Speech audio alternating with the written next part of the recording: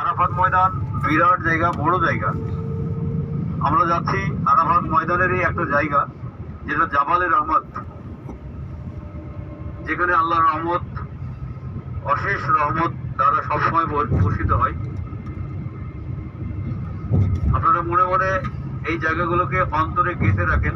আল্লাহ যদি কোনোদিন করাই হজে আসতে পারেন, আল্লাহ যদি নিয়ে আসে, তাহলে এই সব জায়গাগুলোতেই আপনাকে ঘোরাঘুরি করতে হবে, থাকতে হবে, চলাচল করতে হবে।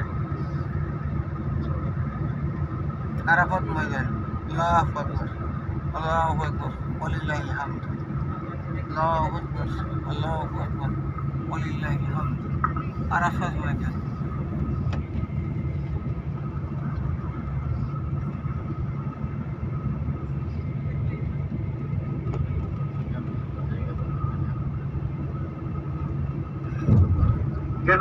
ট্রেন লাইন আমাদের ঠিক মাথার উপর দিয়ে ট্রেন লাইন ডান দিকে থেকে গেল ট্রেন লাইন, যেটা আরাফাত ময়দান থেকে মিনা, মুজদালিফা ইত্যাদি পর্যন্ত যাওয়ার রাস্তা করা আছে। এটা আরাফাত ময়দান।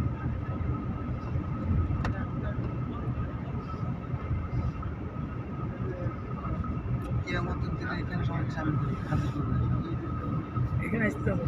কিয়ামতের দিনে এখানে সবাই হাতে চলবে। কত দূর হবে সেই দিন আল্লাহ জানে।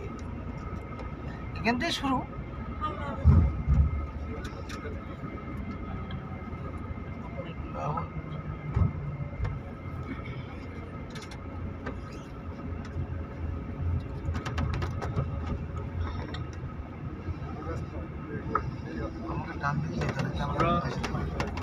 আমরা আরাফাত ময়দানে প্রবেশ করেছি, আলহামদুলিল্লাহ।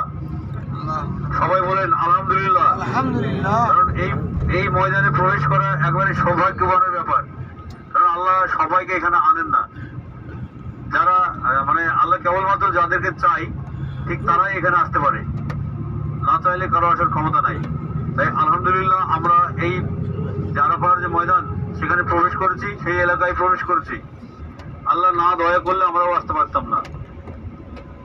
আলহামদুলিল্লাহ যে আল্লাহ আমাদেরকে এখানে আসার তৌফিক দান করেছেন।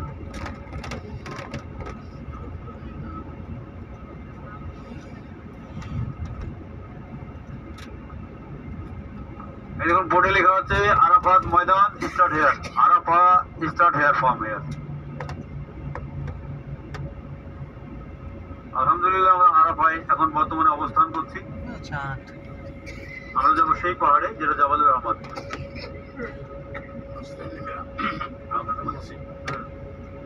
এই গাড়ি সব দেখেছে, ওই মাঠটা তো নামাজ পড়া হয় নাকি? সবগুলো এখানে সব জায়গার সমান সমান মূল্য। আপনি এখানে যেখানে গাড়ি আছে সেখানেও একই।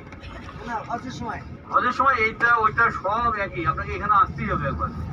সব গাড়ি নাম্বার দেখে গাড়ি চিনে যেতে বলুন। হ্যাঁ, যারা গাড়ি থেকে নামবেন, যখন নামানো হবে গাড়ির নাম্বার দেখবেন, গাড়ির রং, কালার ইত্যাদি সবকিছু দেখে তবেই গাড়ি ঠিকঠাক করে তবেই যাবেন।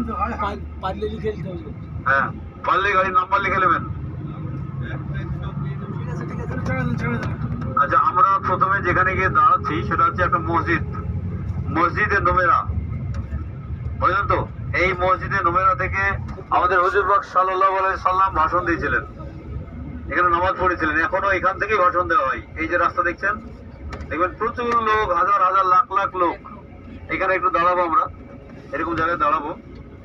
আপনারা নেমে এই মসজিদে যদি শরীর ঠিক থাকে তাহলে ফট করে গিয়ে খট করে 2 রাকাত নামাজ পড়তে পারেন। আলহামদুলিল্লাহ।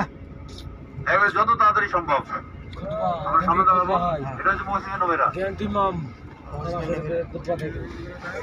আরাফার ময়দান যখন হজ চলে তখন এখান থেকেই ভাষণ দেওয়া হয়, এইখান থেকে সমস্ত কিছু। আলহামদুলিল্লাহ। নেমেই বলবেন আলহামদুলিল্লাহ। আলহামদুলিল্লাহ। যারা যারা নামছেন তারা নামার সঙ্গে সঙ্গে বলবেন আলহামদুলিল্লাহ।